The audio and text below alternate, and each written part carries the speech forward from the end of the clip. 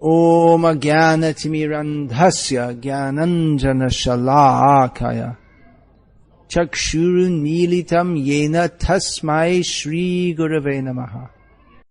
Srila Prabhupada, as in many purports and in many of his conversations, is praising Vedic civilization. Prabhupada says here that it's aesthetic even on the fighting front. That doesn't suit modern warfare, where the soldiers, they dress in this green and brown kind of uniform, so that the idea is they won't be seen. But here we see it's just the opposite. Maharaj Parikshit, he's going out and he has his particular dvajam, pennant, which is marked by a lion. Just like Arjuna, when you've seen Arjuna's, just in the battle you see there's a whole sea of warriors, and you can see the flag is flying. There's Hanuman, that means that's Arjuna's chariot. Or if you see, even from a distance, there's a military procession going, and you see there's a pennant that's marked with a palm tree, and then that's Balaram, or with Garuda Krishna. So it's understood. Just like you have the Austrian flag, now I came to understand, it's red background with a white cross. So that immediately, when they're looking at the car number plate, you can understand, he's from Austria. So it's, and if you just have to know, that's all, what it is. If you don't know what it is, then it doesn't mean anything. But it's the symbol. The symbol stands for something. The symbol, that red background with a white cross, that is a symbol. There's some black in there also? Symbol for Jana. That's the Jana symbol. Is it? Okay. Alright. Anyway, it's... Little black in there. Okay, so that ultimately it has no intrinsic relationship with Austria, but it's been... Austria also, it's an arbitrary upadhi, designation. It's an arbitrary designation. Austria used to be much bigger, and now it means it's like it's about the size of one. Just previously in Germany, they have Bayern and Schleswig-Holstein and like this. So it's like sorry, not meaning to insult the Austrians here, but it's a small, it's like an area or a kingdom of one country. But anyway, at the present time, this particular area, which is, if you look on the map, you'll see Austria. So that's represented by this flag. And when people see that flag, and then they identify with Austria, and that may evince different emotions. Austria doesn't evince much emotions in anyone, I don't think. Maybe in the Austrians, but if you see what's it called, the Star-Spangled Banner, then if you go in America, and then you see in the rural areas people are flying their American flags. They feel very proud. We are American, and then in many places they'll burn that also. It's not uncommon for the American flag to get burned here and there by people who don't feel very happy about America for various reasons. So actually it doesn't do any harm to America to burn the flag, or it doesn't enhance America to fly the flag, but people it's become identified with that area of country which is called America, and the people who have called themselves Americans. So similarly with Austria or any other country. So in the same way, Maharaj Parikshit had his lion pennant, and that identified him. So that was the fighting system that would be seen, and then it's not just aesthetic. Prabhupada says aesthetic, but there's a point to that also, because the leading or the chariot fighters, they would have a pennant on their chariot, and then it's seen who they are. One reason is so that you can identify them, and depending on which side you're on, they're either friend or enemy. Because otherwise, if there's just a bunch of chariots in the middle of they all get mixed up, and you don't know who's a friend and who's an enemy, and you don't know whether to shoot or not. Just like Lord Ram with Bali and Sugriva. Then, you know that story, how Sugriva, it's quite a complex story, so I just get the... So Sugriva was a monkey king who had been unfairly banished by his brother Vali. So then Lord Ram agreed to help him, to kill Vali.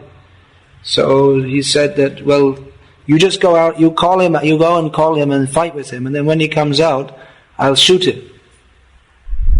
Because Vali was much stronger than Sugriva. Vali could easily kill Sugriva. So they went and they fought, and Lord Ram didn't shoot. And eventually Sugriva got away, and Vali said, I'll let you live because you're my brother. He said, why didn't you shoot? I couldn't tell the difference. You look just the same. When you're fighting together, you just look the same size. I didn't want to play Russian roulette and end up killing you instead of him. So put on this garland and then you go back again, then I'll know who's who. So there's some means of identification. So that's one reason, and also particularly the main person, he in the commander-in-chief, then if you see him on the battlefield, that will give much inspiration to the fighters. They see him, but if they see particularly he's in difficulty, they will go and protect him. Just like at the beginning of Bhagavad-gita, Krishna says, Balang Bhima Bhirakshitam, that our army is well protected by the strength of Bhimasen. So they know that particularly Yudhishthira Maharaj, he wasn't on the Kurukshetra battlefield, he wasn't the best fighter. It's known that Arjuna was the best fighter and Bhima was the strongest fighter. In terms of skill, Arjuna was best. And in terms of brute force, Bhima was the best on the Kurukshetra, on the Pandava side. So Yudhishthira, his chariot that had to be protected, he'd be out there. The whole battle was being fought for him. If he was killed or if he was captured, then there's not much point in the battle, because the whole idea was that he would win or lose, and on the basis of that, the issue would be decided. The battle was to put him on the throne. So it was required that the dvaja, the pennant, that be seen by everyone. And also it points to the mode of fighting, that it was what you could call a civilized mode of fighting. Now that doesn't sound very civilized, does it, to say civilized mode of fighting? Now you just fight in a civilized way. It's considered that fighting by its nature is uncivilized. But actually to maintain civilization, fighting is required. Because some people are not civilized. And if you just allow people to do what they like, then some people will take advantage of that. That's why Prabhupada, you see this Gandhi, he's lauded all over the world as such a great personality, and Prabhupada just thought he's a fool. Because he has this idea of non-violence. But if you say non-violence, then immediately someone will come and take advantage of that. And that was proven. Actually, this Gandhi, in retrospect, it's seen that he is the cause of so many problems to India. He was supposed to be the father of the nation, they call him, but his stupid policies caused so much trouble. What happened is, after the partition of India, which Gandhi wasn't for that, but when it was done, that all the weapons, the whole armory was in India. And then the Pakistani said, well, give us our share. He said, forget it. We're keeping it all. And all the money too. All the money is with us and all the weapons are with us. And then Gandhi went on one of his fasts to death. That if you don't give it to them, we have to be fair. If you don't give them their share of the money and weapons, then I'm going to fast to death. And then out of respect for him, they gave it to the Pakistanis, who did what? Attacked India immediately. So he was the cause of the loss of so many lives for his ahimsa and fairness policy. If you be fair to a rascal, then he'll mistreat you. He'll use it against you. He'll take it as a sign of weakness. We see that always, that this Vena Maharaj that's described in the Bhagavatam, that he was very cruel. He was too heavy. He was too fascistic, we'd say in the modern age. He was, but one thing was that when he was around, there weren't any thieves. And then he was killed for being too much of a rascal. But then all the smaller rascals, they took advantage. All the thieves came out, and there's no one to stop us now, so they came out and they exploited the situation. It's the same in the communist times. We hear all over Eastern Europe and Russia how there was no freedom of movement, there was no freedom of speech or freedom of anything pretty much in the communist time. I mean, you were free to go and pass urine, but that was about it. But the no freedom meant that also the criminals had no freedom. I mean, apart from the people who were in the government, but they were authorized criminals. But regular street attacking and mugging and all this kind of thing, that didn't take place because the government was very strict. And then as soon as this system was dismantled, then the mafia took all these countries are run by, Russia is run by, it's a nexus between the government and the mafia. And so many countries like that. And the common thing that a businessman, he has to pay the mafia so much money. Otherwise it's called protection money. That means that it's protection, that you're protected from us. That if you don't give us money, then we'll shoot you. And if you do, then we'll make sure that no one else shoots you, because we need your money. We need your contribution to the good cause of upholding the mafia.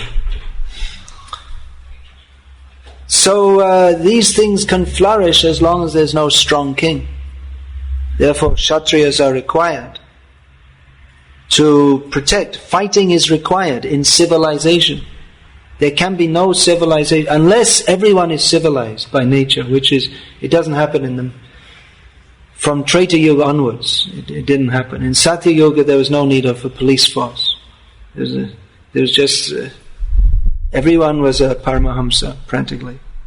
Then from Treta Yuga on, it became necessary that there was organization, kings and armies and all this kind of thing.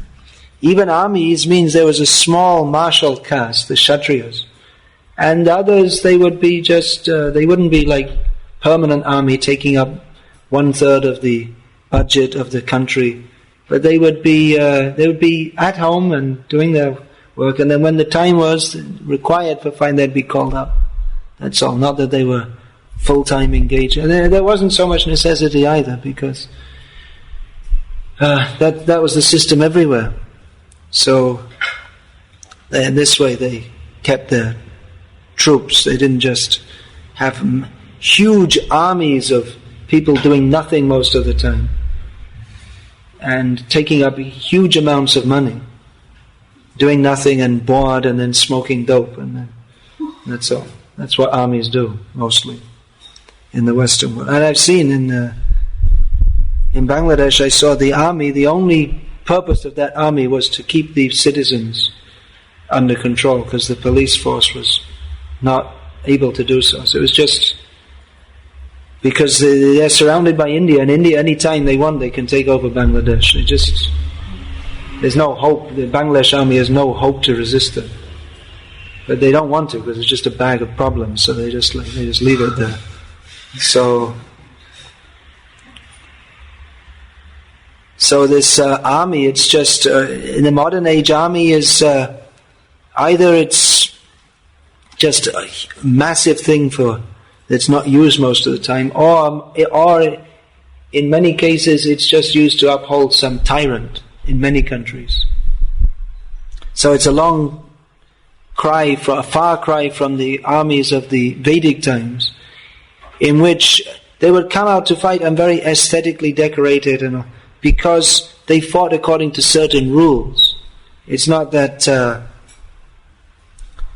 just like you see nowadays, they have this green and brown uniform so no one can see them, because as soon as you see them, you're shot. They'll shoot at you. But in Vedic times, you don't shoot someone in the back. You face to face. That was a military code until recently. Only till very recently. Even recently, you'll see in European history, the fighters that have bright red jackets, different. There's the cavalry and the infantry, and they'd have all different uniforms. So they can be seen who they are. They're not hiding away because they know there's the rules of chivalry that you only face to face. Then you can shoot. And there are so many rules that if a cavalry fighter is down from his horse or down from his chariot, then only a cavalry soldier, he will fight with another cavalry soldier. And then only if he's on his chariot, like that. So there's so many rules to be followed, because they fought in a civilized manner. It wasn't killed by any means, but in a fair manner, according to the code of Kshatriyas. In other words, even fighting was conducted according to the code of Dharma. That if you fight in this way, then what is that? Hatova prapshase svargam jidvanga bhokshase mahim. Krishna told Arjuna, if you're killed in the battle, then you go to the heavenly planets. And if you're victorious, then you'll enjoy the earth. So you don't go to the heavenly planets if you shoot people in the back. You go to the hellish planets. And you're in hellish consciousness. But if someone's in civilized consciousness, then he fights, but only according to certain rules. I mean, the full endeavor. But it wasn't, you can understand, it wasn't uncontrolled rage. Because at every moment they're seeing who they can fight with. They're angry, but still they maintain you have to fight. If you're fighting, you have to be angry. But they maintain their still they maintain their sense of dharma. It wasn't just wild anger or just killing by any means. You design some bomb that goes and it finds the right spot and it kills all the people while they're sitting having their breakfast. So it wasn't like that. And when you're sitting and by some technological arrangement you just kill everyone. And they don't even know what's going on. So even you see, just like America attacks Iraq or this and that, they would only fight with the soldiers should fight with soldiers, not the civilian casualties. It's very demoniac, actually. Even, like I say, even till recently, they wouldn't have wars in which they wouldn't fight in such a way that the women and children were killed. You went to a certain place, just like a Kurukshetra. They went to a certain place, and they fought, and that was it. And it was finished. And it wasn't that when the soldiers, the numbers start depleting, they start pulling out 8-year-old boys and women and all this. No, it's just, that's ridiculous. And there's nothing, and then the whole society there's nothing left. And the way modern warfare is, just like in the Second World War, the men were out fighting and the women were in the factories and making guns and all this kind of thing. But it's an over endeavor. It was limited war in previous times. There was a limited fighting, and then all right, our army lost. Okay, we're finished. Not that they'd pull out the whole population when there's just a few chickens left, and then they surrender. A few chickens and cats and dogs, and okay, now there's nothing left. So they didn't fight like it was. I mean, fighting is not very sane or palatable, but it's required, and it was done according to civilized guidelines. So it was aesthetic. I mean, they dressed up so nicely and all this. Of course, it soon got disordered. That's described in Krishna book, how when Krishna was fighting, there'd be rivers of blood, and all the crowns and the jewelry would be floating in that. So he looked very nice.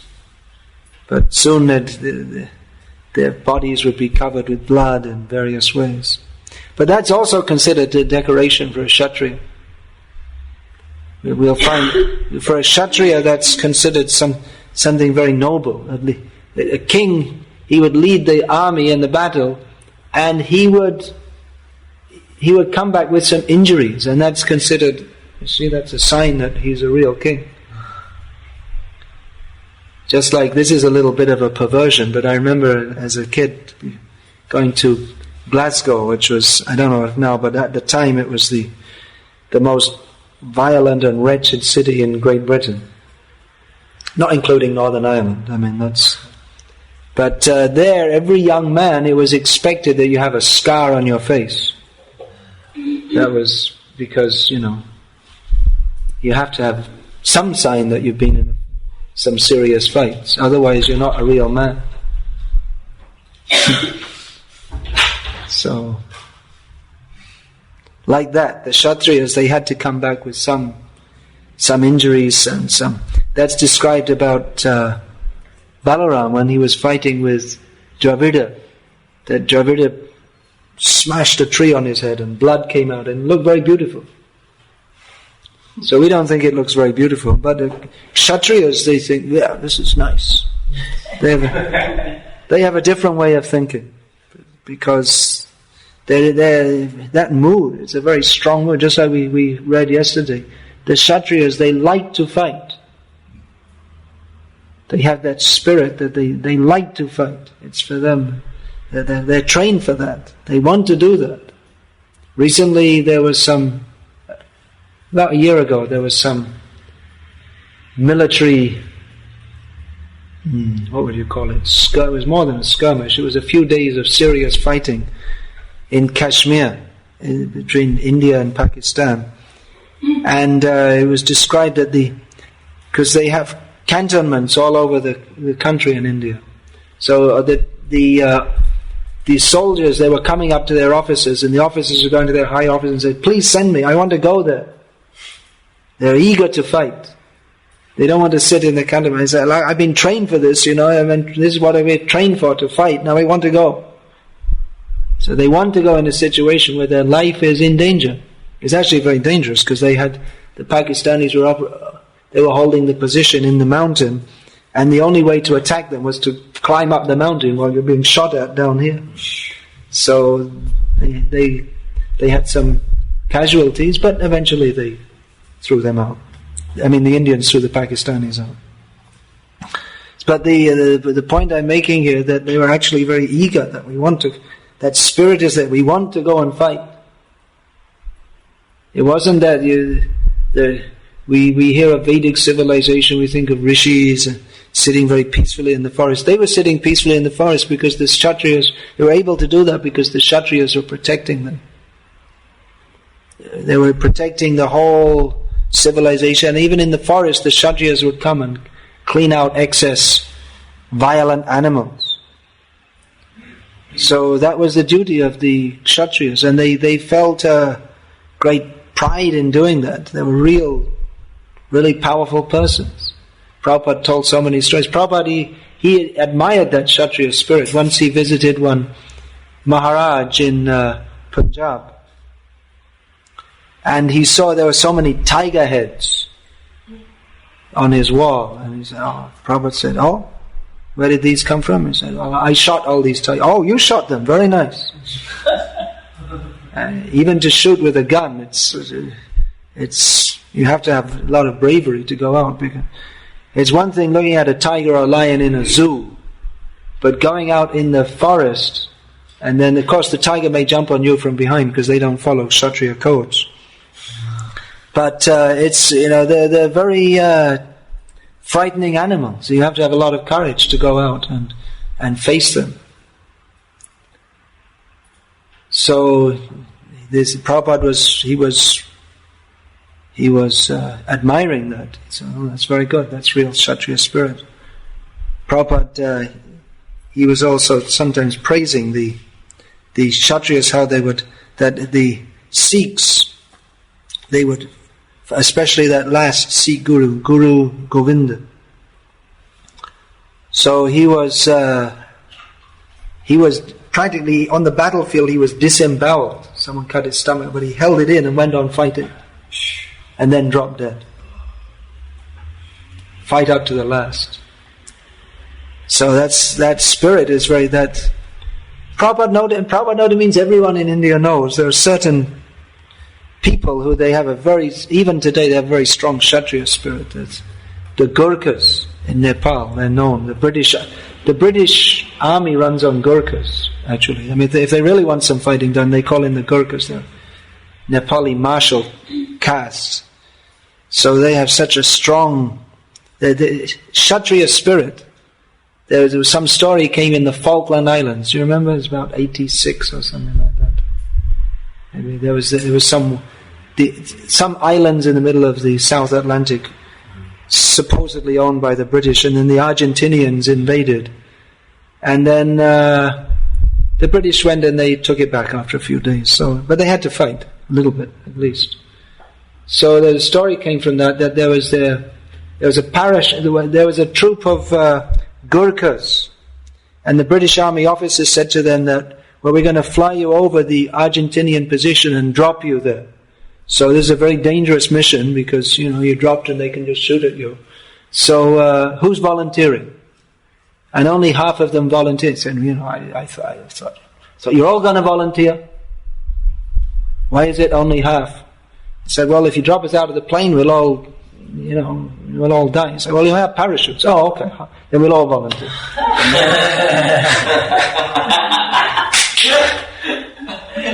So I don't know if it's true, but that just shows the spirit that they're so much willing to fight. They have a very strong martial spirit. So that spirit that was maintained, you'll find the Gurkhas, Jats. There's in North India. There's Jats. Most of the Sikhs, they're called Jats, and there's a certain class of military people. And the Marathas, these three people in India, they're very famous for fighting. If there's any need of fighting, they'll fight. And then Marathi Brahmanas, there were Brahmanas all over India. And Brahmana and Vaishya spirit is Brahmana spirit means Prabhupada described that also. In Krishnanagar there was one king and he went to visit one Brahmana. And the Brahmana was just, you see the king, he lives in a big palace, and the Brahmana, he lives in just a little hut. So he said, well, is there anything I can do for you? Anything, anyway? He said, no, nothing you can do for me. You're just living in this little hut, and how are you living? He said, well, I have make a hut from grass, and my disciples, brahmacharis, they go out and beg a little rice and dal every day, and we get some from the forest, there's some leaves. We're living. The Kshatriya cannot imagine, but the Brahmin is quite satisfied. Whatever is necessary for living, I'll live, and go on with our studies, studying Shastra, teaching others. That was the Brahmana spirit. And Vaishya spirit, Prabhupada also described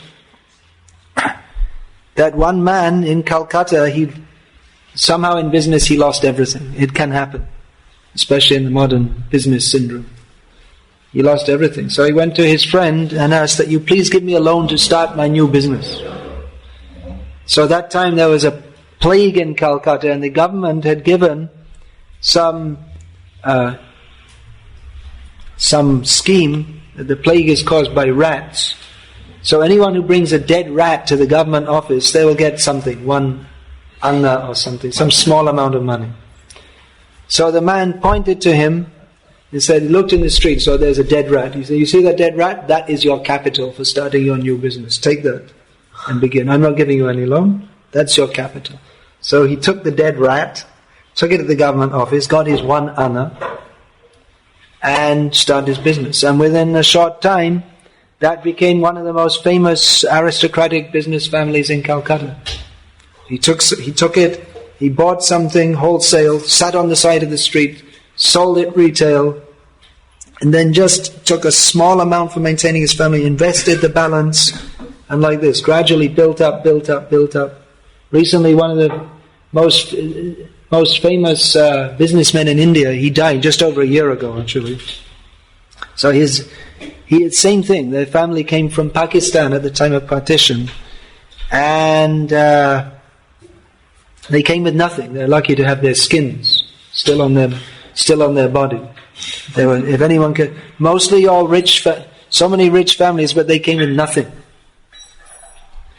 And then he was working hard, and eventually he became the biggest businessman, at least one of the top 5 in India. It's a household name. It's, which I don't remember, Dhirubhai Ambani, something like that. So that spirit, they're able, they get some money, and immediately they think, how to invest, how to build up. The spirit is very strong.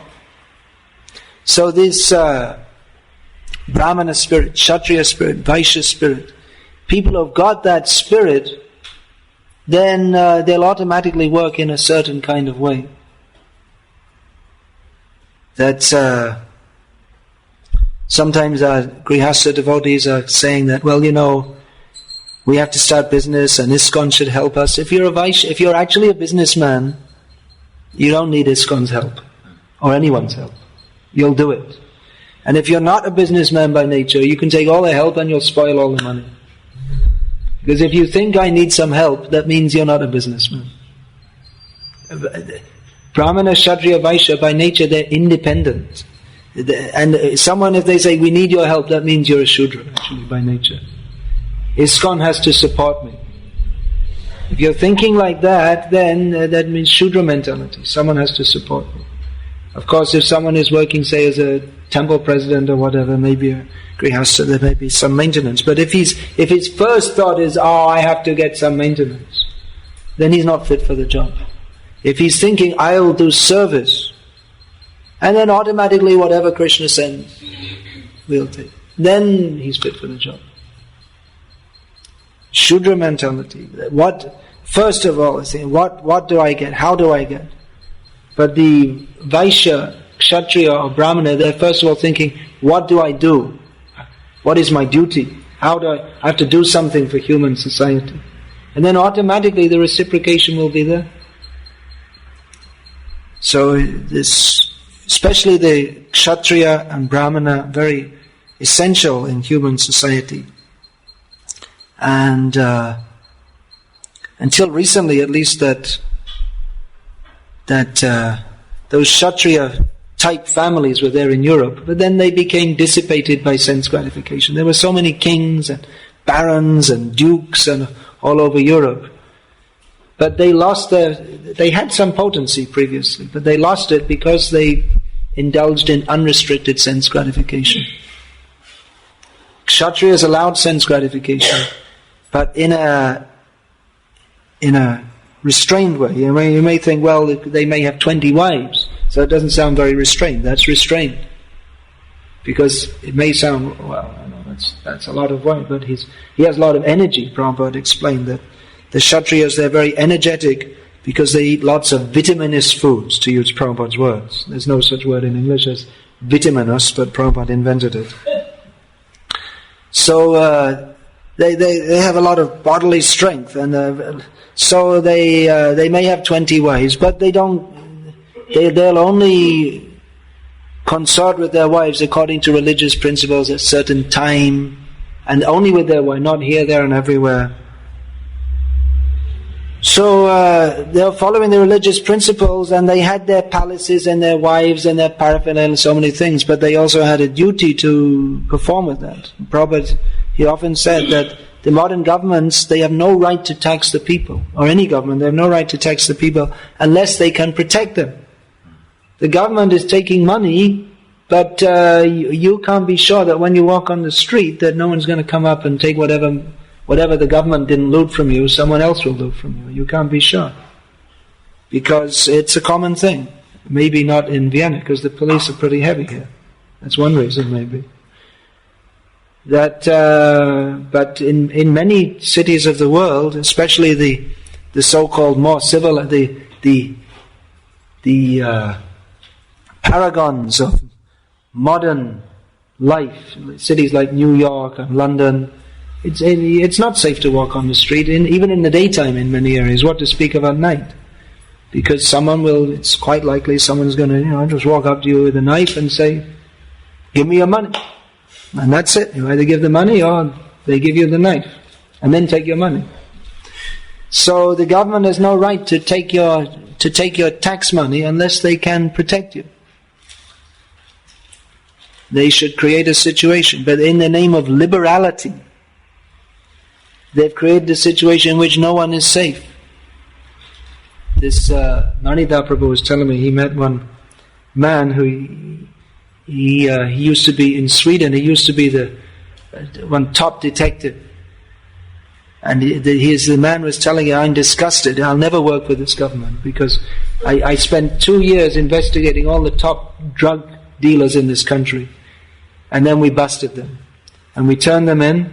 And then they went to court, and then he got a lawyer, and the lawyer said that he's mentally disturbed. And then he got not only acquitted, but he got money from the government for being mentally disturbed. So, the man is a criminal. It's clear he's a criminal. But in the name of liberality, be nice, they let him go. So then he'll be doing the same thing. Or what's very common is that if these drug dealers, they get arrested, and they go to prison, and they run their business from the prison. They go on running the same business, and then after some time they come out. And there was an uproar in America. That was maybe 10, 15 years ago. This Charles Manson, he was acquitted on parole. This Charles Manson, he killed some ritual murders, some horrible murders of Sharon Tate and some famous actor in Hollywood. And they killed, and they wrote, kill the pigs in with their blood. They wrote it on the wall. And there was some nasty guy. Unfortunately, he went into court chanting Hare Krishna. So it didn't do much good for our movement. But anyway, he was definitely mentally disturbed, but he'd been in prison about 15 years, and they let him out on parole. So he didn't do anything wrong in prison, he didn't kill anyone, so let him out. So this is the people, why should they give taxes to such a government? You can't protect them. So these are all, you may think, what's all this got to do with Krishna consciousness? All this. But Prabhupada discussed these subjects in quite some detail, because Prabhupada's idea of spreading Krishna consciousness was that the whole society should become Krishna conscious, and it should be set up according to Vedic principles. And then therefore Prabhupada spent a lot of time writing about and discussing about how Vedic society is set up, because he wanted us to actually institute this. And again, it looks like, if we look out the window, it doesn't look like anyone's ready to take it up. But Prabhupada had that vision, that whole countries will become Krishna conscious. So that was the challenge that Prabhupada gave to us. That we have to make whole countries Krishna conscious, whole world Krishna conscious. That was actually Prabhupada's mission. That and then how should it be governed? According to democracy, communism, or what? According to the Vedic system. So for that it's required, Prabhupada said, first of all, there should be an ideal class of brahmanas. And Prabhupada gave the prescription how to be an ideal brahmana. That means rising early, being fixed in religious principles. That means minimum 4 regulated principles.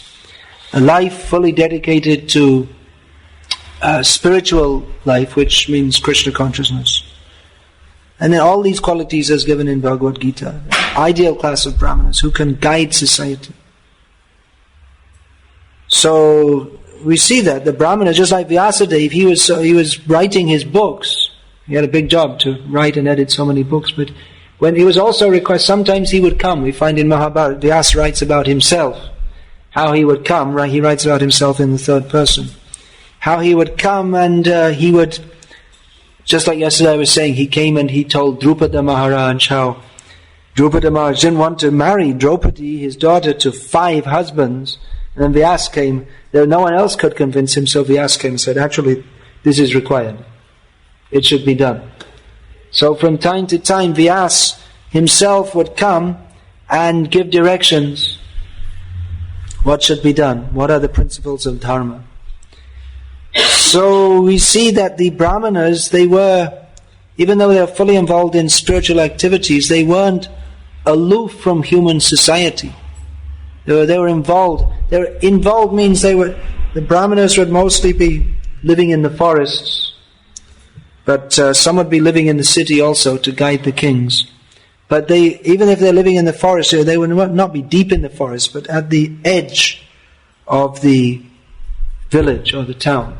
And people would go and see them and take advice. And they themselves would be training up the brahmacharis, who would be the ideal citizens by getting that brahmachari training. And mostly when we talk about brahmanas, they're mostly also grihastas. They were living in the forest with their wives. The rishis, they're mostly married like that. So they were not otherworldly to the extent that they were totally disinvolved from human society. Rather, one of the main reasons they study was not simply for their own enlightenment, but so that they could give knowledge to others of how to live in human society, how to live their lives in such a way that they could live more or less peacefully as much as possible they could live their lives peacefully as much as possible, or even more important, because sometimes fighting is required, Kshatriyas, but even more important than living peacefully, they would live according to the principles of dharma. And of course the highest manifestation of dharma is Krishna consciousness. So the Brahmanas, they were giving guidance to society, practical, and not impractical, their minds away somewhere else, but very practically giving guidance to human society in all aspects. Dronacharya was teaching how to fight. It's also a Vedic art. So Prabhupada, we see that although he was pointing the way to Krishna, Ong Tad Vishnu Paramang Padang Sada Pashanti Suryo Diviva Chakshuratatam, those who are devotees, they're always looking up to the spiritual world, to Krishna, but they're also looking to human society and how to guide in a way that each individual will properly, to the best extent, fulfill his human form of life. And how the whole society will integrate so the whole society can be geared up for that purpose of fulfilling the goal of life.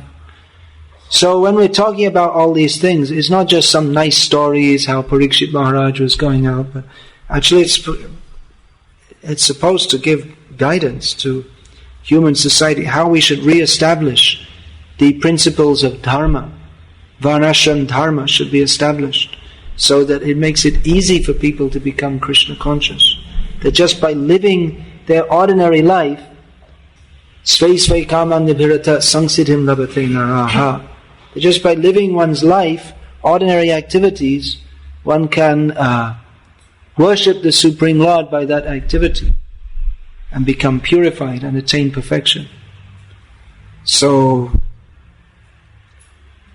we should be aware of this. It seems to me that our movement at the present time, we're just trying to fit into modern society. But as I see it, Prabhupada's vision was that we don't fit into modern society, we're different. We should set up our own society, have our own way of life, our own show, or rather instead of trying to have the public accept us, rather we should live according to our own principles and they should accept that. Not that we have to adjust ourselves to them.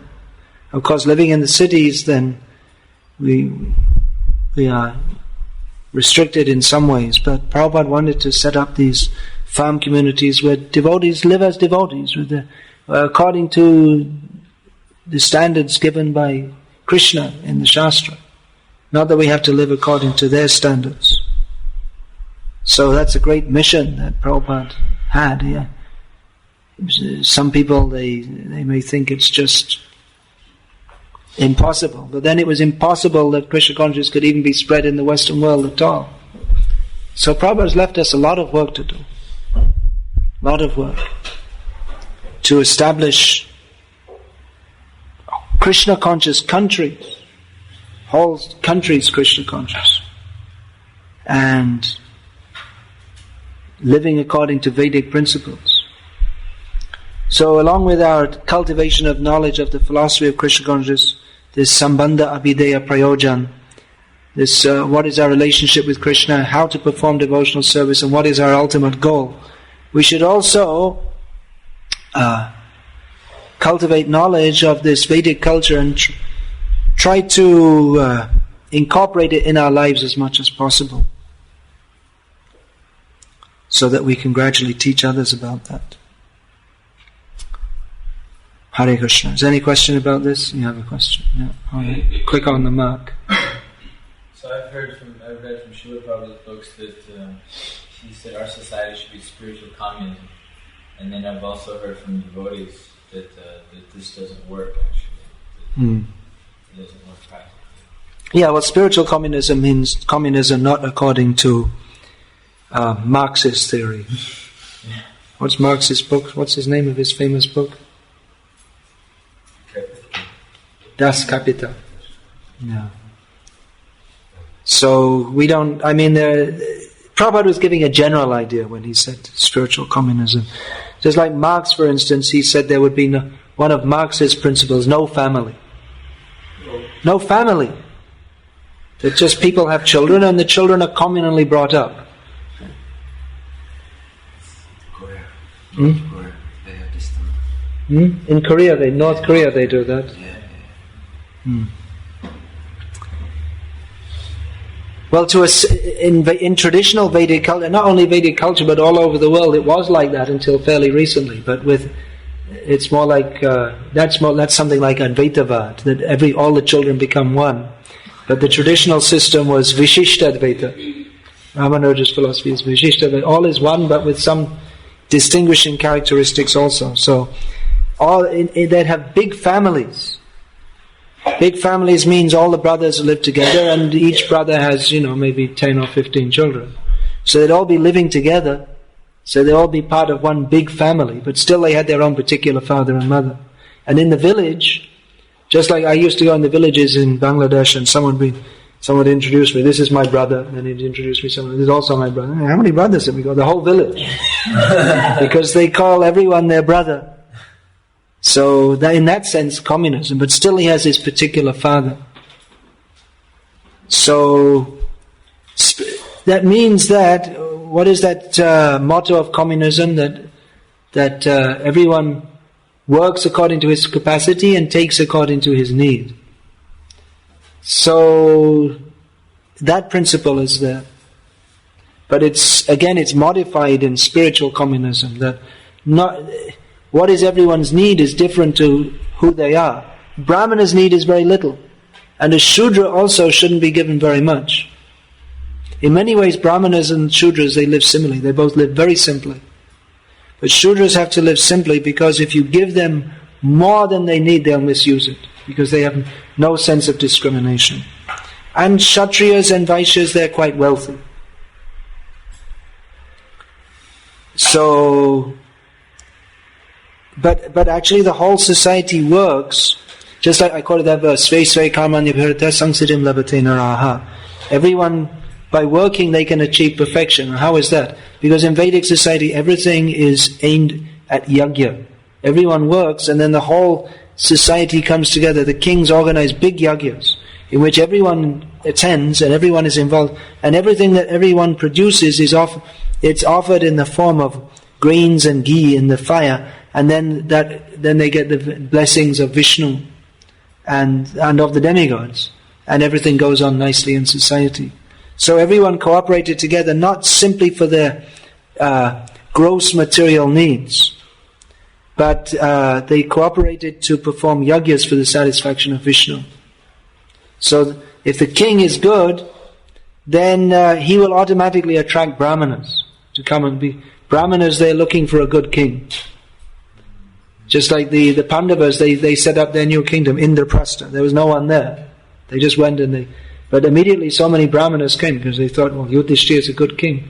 We'll be protected so we can go on with our spiritual activities, and we'll give guidance to someone who's very fit to, if we guide Yudhishthira, then he's a person who'll take what we say seriously. He's a very pure king. And by serving, by being a Brahmana in Yudhishthira's kingdom, he'll perform so many yajnas, and by cooperation with such a king, then our purpose will be fulfilled. So this is how Vedic society worked. It's very fascinating, actually. It's a different kind of paradigm altogether to communism, capitalism, or any such thing. It's communism, yeah, but with not according to Marxist theory, but rather everyone cooperates together to serve Vishnu. But it's not that they artificially try to make everyone the same. Rather, it's much more sensible to recognize that there are differences between people, and that people should take up different roles according to their capability, and people should live according to the mode that's befitting them, instead of trying to make everyone the same. Now they're women's rights, women equal to men, but Prabhupada would point out that, well, there is at least one significant difference between women and men, and that women have children and men don't. And when they have the child, then it's the natural tendency of the mother to look after the child. She has to feed with her body, the man doesn't. So she's required to look after children. That's the natural function of the. So then it's required that she needs a man to protect. This is not even Shastra. This is just, we can say, natural biology, or whatever you want to call it. So it's so to try to make artificially equal. I mean, and then women should have careers, but in the natural course, they'd be having children instead of having careers and becoming the head of a multinational corporation or something like that. They can only do that if either they're not using the function of their body, which is to have children, and then you have contraception and so many things which are sinful. So, and Prabhupada also pointed out that he used to joke about women policewomen. And actually, Niranjan Maharaj was telling me that now they have women firemen, fire women. But so they do all their training and everything, but there's just one problem, is that when it comes time for the fire, the hose is so heavy they can't pick it up. You have to have a certain amount of physical strength to do that job. But they don't even allow every man to do it. You have to be a strong man. You have to have a certain bodily build. But the average, it's very few women who can do that. Of course, now in the West it's popular women do bodybuilding, which is very strange. And we can understand they go to beauty parlors and this kind of thing, but bodybuilding, that's very strange. But anyway, I mean, maybe 50% of men can lift up the fire hose and hold it like this, because it's heavy, it's full of water, it's not so light. But then maybe only about 5% of women can, because women, their bodies are also strong in a different way. It's said that a man couldn't bear a child, a woman can do that, so their body is strong in a different. But to artificially make it one, it's actually ridiculous. So there are so many anomalies in modern society. It's very unpopular if you say this kind of thing, that women are not equal to men. If you go outside the door, then there's no hope. But even inside ISKCON, if you say these things nowadays, because they want to make it all one. Now they want to make that. Now there's propaganda that ISKCON should become very accommodating to homosexuals and all this kind of thing. There's a lot of propaganda actually that's going on. Yeah. So it's called being politically correct, that we should go along with the Kami society, and we should be fair to everyone and nice. And But it's actually straightforward. Homosexuals, it's fine. You can chant Hare Krishna, we have no objection. But if you want to be an active homosexual, then there's no Krishna consciousness, because there's no scope for it. You get the point? If someone has that inclination, well, that's your bad karma. And that's the way, alright, that's the way you feel. But you can't indulge in it.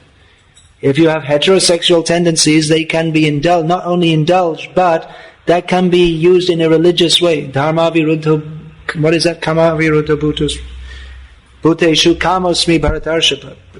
Producing children for bringing up in Krishna consciousness. Krishna says, I am that.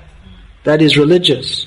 But there's no religious way to indulge in homosex. It's demoniac. So you can be a homosexual and chant Hare Krishna, but you just have to stop any homosexual activity. That's all.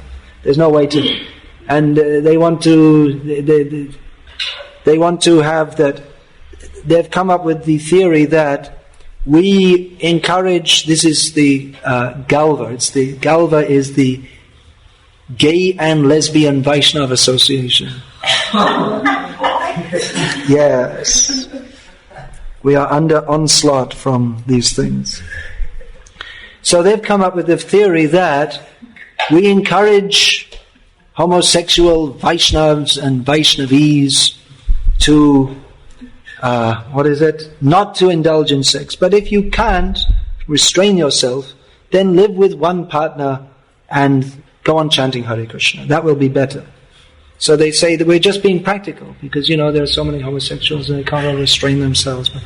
So it sounds very practical, but what is the defect in this argument? Anyone like to say? What is the defect? Breaking regular. There's no prescription for it in Shastra. In Shastra, if you can't be a lifelong brahmachari, actually in many places in Shastra it says you should get married. Even Prabhupada says that in this first canto. It says everyone should be married. So if you can't, if you are not going to be a lifelong brahmachari, then you should get married, and the sexual proclivity, that will be indulged in a religious manner. But there's no religious manner. There's no prescription in Shastra for homosexual activity. In fact, it's described as demoniac. So these are some of the defects.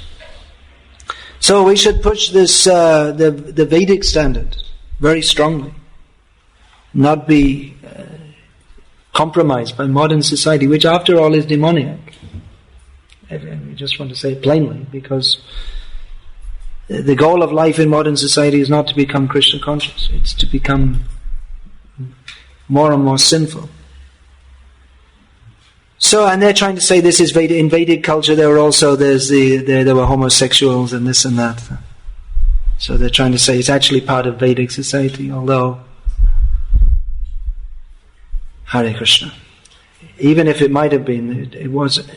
I mean, first of all, it's not encouraged in Vedic culture, and it's not. There were eunuchs that Arjuna, he took the position of a eunuch, but that's not exactly the same as a homosexual. That's called, there's a word for that in Sanskrit. It's called noipunsak. It means to have no sexuality. It means young men who are castrated in their youth, like young bulls, they're castrated. So that was it. But very clearly it's stated in Prabhupada's books that homosexuality is demoniac. So you may be born with that or whatever, but that's that's bad luck. We're all sinful having come to this world, and homosexuality is more sinful. So, all right, we don't hate you because of that, but you can chant Hare Krishna, but you can't indulge in it. There's no prescription for that. So somehow or other we came to this unfortunate topic at the end of this class, but it is around. There are certain people who want to infiltrate ISKCON with all these demoniac ideas. So be careful. Watch out. And by the way, I must say, like I say, you can. I can get tomatoes thrown at them, rotten eggs thrown at me, even within ISKCON for this, and I've already had plenty thrown at me. But actually this women's liberation, that's also a bogus idea. That women should be exactly the same as... No, they have a different social role. Spiritually equal opportunity, but socially different role. Very clear. Not all one. That's so in Vedic culture, there are many kings. And if there's one king who's more powerful and more popular than the other ones, he'd be like emperor. Yeah. And all the other kings would pay some kind Yeah, Yudhishthira was the emperor. So there were sub-kings under him. Yeah. And the sub-kings, they would pay some tribute to the emperor. Yeah. So, what are the fundamental differences between that and the mafia? What is the difference between rule by a king in Vedic times and the mafia? What's the difference? Well, it's the difference between a pious king and a despot. Both have absolute power. But one uses it to uplift the society, and one uses it simply for his own sense gratification and exploitation. That's the difference. One rules according to religious principles, and the other rules for his own sense gratification. Which is why the system of kings broke down in Europe and all over the world, because they were at one time ruling on behalf of the church. Like the mafia. Yeah, well, the church was like the mafia also. But at least there was some idea. Well, they had some idea. I mean, society in Europe was very religious at one point. If you see all the very old buildings all over Europe, it's churches and castles. That's all. The ordinary people, they wouldn't have such a nice building as they made for God. And the castle was for the protection of the kings, but otherwise all the art, all the nice architecture, everything was for the glorification of God. Of course, their idea of glorification of God a little strange with but anyway, the idea is that you see, just yesterday we saw some beautiful church. Actually, so their artistic tendency that was used for the glorification, and money also. I mean, you have to spend a lot of money to build these churches. So that was there. That tendency was there. But then, when they simply ruled for their own sense gratification, then eventually the people said, first thing, they didn't care about the people, and then the French Revolution came, and the people are starving, there's no bread for them to eat, then let them eat cake. Now that famous thing from the French Revolution. They didn't care about the people at all. And then they just rounded up all the aristocracy and chopped off their heads. Because they're so frustrated. So the Vedic rulers, they were so much taking care of the people that they were making sure that there was justice in the kingdom, and they had enough food and everything. They were treated like their children. The people reciprocated. They liked that very much.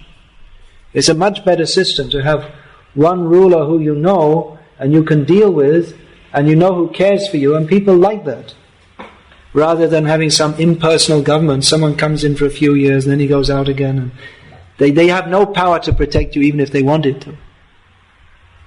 If they wanted to make some law that now just like there's no capital punishment in most countries, it's considered very wrong, but actually it's demoniac not to have capital punishment. It's required to curb the miscreants.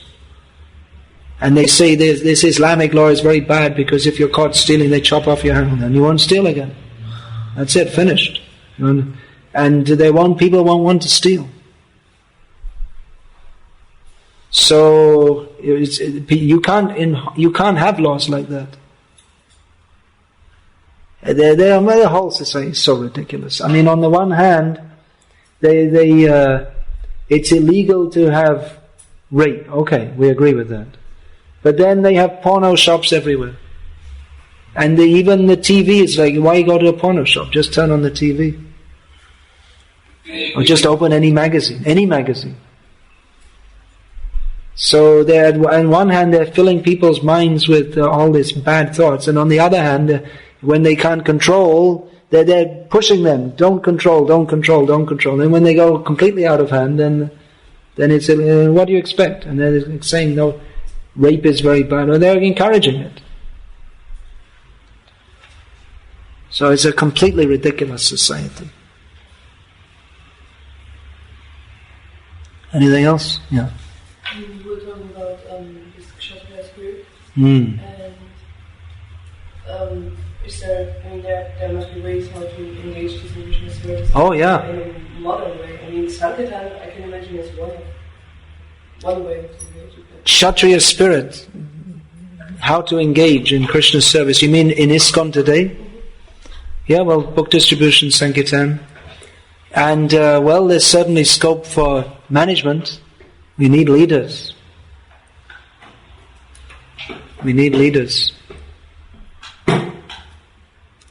Actually fighting, well, there are devotees also in some of our centers who, they do the guard duty. They do the guard duty, they're trained up. In big centers, they have people like devotees who stay up all night and they do the guard duty. And I remember in London, in our Berry Place Centre, there was one devotee, because practically every day some guy would come in, some violent kind of guy, and he loved it. They call him. He was the pujari come bouncer. So in between offering artis, he has these nunchuckers, this thing, this wooden thing. So can be. Actually, because the modern society is set up in such a way, it's a little difficult to engage the Kshatriya spirit, because as fighting, who are you going to fight for? You're going to go and fight for George Bush? Who's there to fight? Kshatriyas actually can't flourish without Brahmanas. Brahmanas. They have to protect Brahmanas, old men, women, cows and children. They have to protect everyone, but particularly these 5 categories. But our so-called Kshatriyas, they're running governments and cow slaughter. How can they be Kshatriyas? Cow slaughter is just... Then they go to get slaughtered also, by the law of karma. Anything else? Any protests from the ladies' side? You want to have women's living? Yeah, that's right. You should stand up and say, yes, we're against this women's liberation. They won't listen to me, I know, because I tried it. They should listen to him. It's, as Prabhupada noted, it's actually a way to exploit the women, because we're all equal, and and we all mix up together, and there's no rules and regulations for mixing. So I like you, and tomorrow I don't like. I used you, and now you're pregnant. Okay, that's your problem, not mine. So it's actually it fosters irresponsibility.